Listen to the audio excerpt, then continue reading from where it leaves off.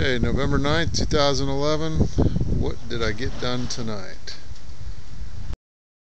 I got the metal screwed on to the right side of the cart. I got the trim on.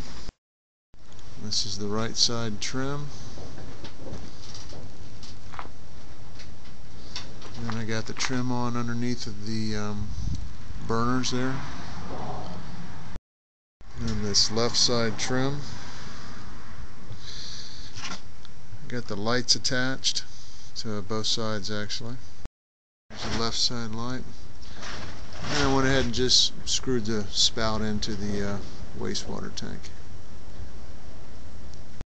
And that is what I got done on November 9th, 2011.